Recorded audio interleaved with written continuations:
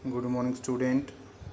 हमारा जो लेसन चल रहा है वी आर नॉट डिस्कवरिंग टुट द सेगा कंटिन्यूस, तीसरा लेसन है। इसकी हमने पहली क्लास में बेसिक समरी की। आज हम इसकी डिटेल समरी समझेंगे। सुने ध्यान से। King tweet died more than 3300 years ago. जो किंग ट्यूट था उसकी जो डेथ हो जाती है वो 3300 ईस्वी पूर्व हो जाती है। ठीक है, चलो।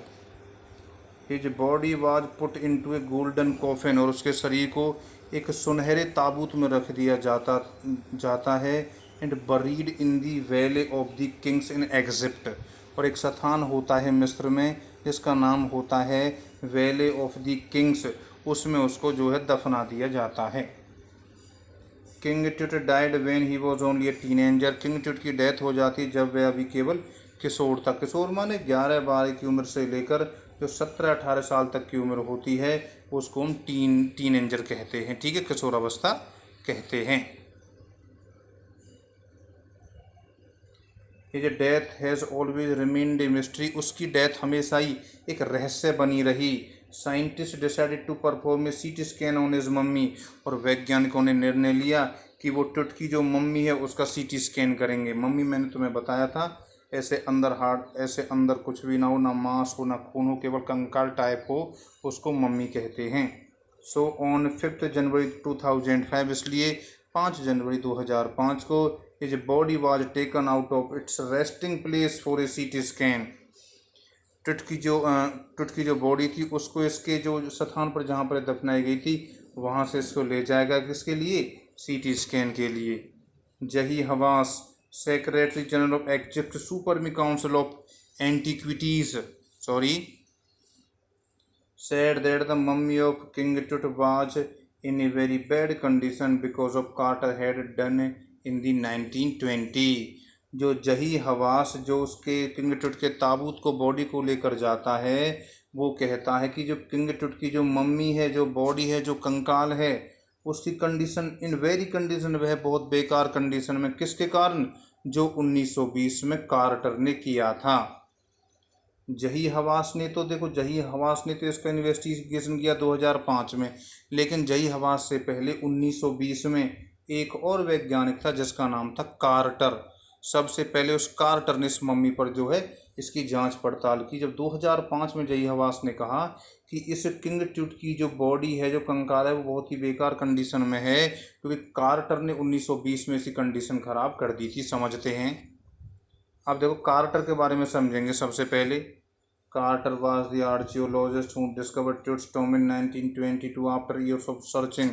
बहुत सालों की खोज के बाद कार्टर ने, जो कि एक आर्चियोलॉजिस्ट था, आर्चियोलॉजिस्ट माने जो पुरातत्ववेदा जिसको कहते हैं हिंदी में, जो पुरानी चीज़ों की खोजबीन कर उसको कहते हैं आर्चियोलॉजिस्ट, उसने किंग ट्यूट के इस ताबूत को, इस टॉम को 1922 में खोज निकाला। दी contents of Tut's tomb have been the richest royal collection ever found। और अब तक जितने भी कंकाल मिले थे उनमें सबसे ज़्यादा जो धनी जो कंकाल था वो किसका था? वो किंग ट्यूट का ही था।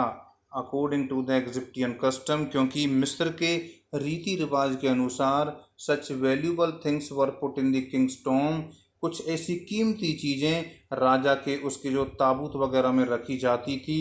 सो दैट माने ताकि he could get comfort in the next world, ताकि उन चीज़ों को उनकी अगले जन्म में ज़रूरत पड़ेगी, ऐसा उनका विचार था। मिस्र के लोग सोचते थे जब उनके राजा की मृत्यु होती थी तो उसके साथ वो सोना, चांदी, पन्ना, पोखरा रख देते थे और समझते थे कि इन चीज़ों की राजा को अगले जो है जन्म में ज़रूरत पड़ेगी, यह उनका विश्वास था।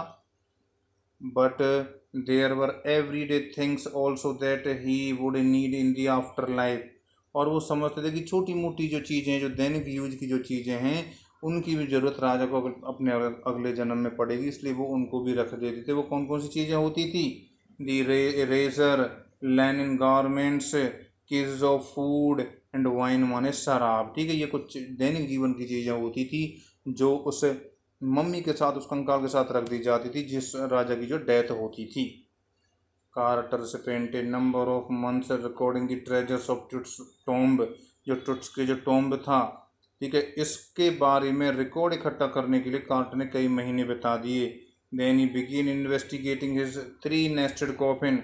उसके बाद वह 3 जो ताबूत थे उनके बारे में उसने इन्वेस्टिगेट किया। इन दी फर्स्ट कॉफिन, पहले ताबूत में, he found a shroud adorned with garlands of flowers which were generally found in March और अप्रैल। पहले ताबूत में कार्टर को कुछ फूल मालाएं मिली जो प्राय मार्च और अप्रैल में जो है पाई जाती हैं। When he reached the mummy, जब वह मम्मी पर पहुंचा, सचुट के कंकाल पर पहुंचा, ही फेस डिफिकल्ट, उसको बड़ी जो है परेशानी का सामना करना पड़ा। द रिचुअल रेसेंस हैड हार्डन्ड, जो उस पर गोंद वगैरह चिपकाया गया था ना वो बहुत ज़्यादा कठोर हो गया था। एज ए रिजल्ट, परिणाम स्वरूप क्या हुआ, Tut had been cemented to the bottom of the solid gold coffin. Tut को बहुत ही ज़्यादा सीमेंटेड माने बहुत ही ज़्यादा कठोरपन के साथ उसको उस ताबूत की जो बॉटम जो सतह थी उससे चिपकाया गया था। He could not remove the mummy by any force, बहुत कोशिश की कार्टर ने, लेकिन वह उस चिपचिपे पदार्थ से टुट की मम्मी को अलग नहीं कर सका। He said the mummy outside in the fierce sunshine. फिर कार्टर ने क्या किया, उस टूट के जो ताबूत था उसको फियर्स सनशाइन, कड़ी धूप में उसने रख दिया। होपिंग दैट, यह आशा करते हुए, द रेसेंस वुड मेल्ट, की जो गोंद था वो चिपचिपा जो पदार्थ था वो मेल्ट माने पिघल जाएगा। But it did not happen, लेकिन ऐसा कुछ नहीं हुआ। ठीक है। Carter had no other choice but to cut the mummy. फिर कार्टर के पास अब कोई भी ऑप्शन नहीं था, केवल एक ही ऑप्शन था कि वह टुट की जो मम्मी है, जो कंकाल, उसको अलग अलग काट दे। If he had not done so, यदि वह ऐसा नहीं करता, the thieves would have ransacked the tomb for the precious things. तो जो वहाँ पर चोर थे उनको टुट की जो कंकाल के बारे में पता चल जाता कि उसके साथ बहुत ही कीमती चीज़ें जुड़ी हुई हैं, वो उसको चुरा कर ले जाते। There were very costly things in his tomb, उसके ताबूत में बहुत ही कीमती चीज़ें थी, प्रीशियस कॉलर्स थे, inlaid necklaces, bracelets, rings, amulets, a ceremonial aprons, sandals, ये जितनी भी चीज़ें थी सोने से लदी हुई थी। तो कार्टर ने सोचा यदि इसको ऐसे खुला छोड़ दिया तो चोर इसको ले जाएंगे छीन के। All made of pure gold, सारी चीज़ें प्योर गोल्ड से बनी हुई थी। Carter's man remove the mummy's head, कार्टर के आदमियों ने मम्मी के जो हेड को अलग किया। And severed nearly every major joint, और बड़ी कठिनाई से प्रत्येक जॉइंट को अलग कर दिया।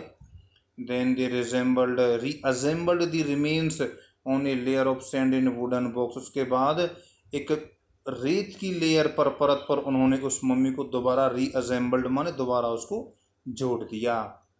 These days archaeology focuses more on fascinating details of life than on treasure। आजकल जो जितने भी पुरातत्ववेदा हैं जो पुरानी चीज़ों को खोजते हैं वो धन से ज़्यादा आजकल जीवन पर ज़्यादा ध्यान देते हैं कि किसका जीवन कैसा रहा होगा, उसकी डेथ कैसे रही होगी, इस पर ज़्यादा ध्यान देते हैं, ना कि वो खजाने पर ध्यान देते हैं। 1968 एन एनाटॉमी प्रोफेसर एक्सरेड मम्मी। 1968 में एक एनाटॉमी माने क्या होता है, जो शरीर के अंदर के विज्ञान का अध्ययन कर उसको एनाटॉमी कहते हैं। एक एनाटॉमी प्रोफेसर ने एक्सरे किरणों के द्वारा मम्मी के जो अंदर के आंतरिक भाग का जो एग्जामिन किया। ही रिवील्ड दैट, उसने बताया, ट्यूट्स ब्रीस्ट बोन की जो ट्यूट्स की जो छाती की जो हड्डियाँ थी, and front trips was missing, और छाती के बाद जो पसलियाँ वगैरह होती हैं वो भी गायब थी। Now the diagnostic imaging can be done with computer tomography और सीटी स्कैन। आजकल जितनी भी कोई दिक्कत होती है, किसी रोग का निदान पता लगाना हो तो सीटी स्कैन के द्वारा हम उसको पता लगा सकते हैं। इन दिस टेक्निक, इस टेक्निक में क्या होता है, hundreds of rays created 3 dimension picture, 3 rays जाती हैं, वो एक ऐसी पिक्चर क्रिएट करती हैं with the help of CT scan, जिससे सीटी स्कैन होता है, और सीटी स्कैन की सहायता से the scientist try to find out the cause of a death. Scientist जो होते हैं वो जो ये टुट की मम्मी वगैरह होती हैं, पुरानी पुरानी जो चीज़ें होती हैं, इनके बारे में पता लगाने में वो सफल होते हैं। किसके द्वारा, सीटी स्कैन के द्वारा, क्योंकि सारी चीज़ें एक्सरे के द्वारा, किरणों के द्वारा सारी चीज़ें जो है स्क्रीन पर उजागर हो जाती हैं और पता चल जाता है कि इसके साथ क्या हुआ होगा। आज हम इतना ही करते हैं, वीडियो बहुत ज़्यादा लंबी हो जाएगी, फिर दिक्कत हो जाएगी। ठीक है, आधी समरी हम बाद में करेंगे। ठीक है, आप सबका लेक्चर लेने के बहुत बहुत धन्यवाद।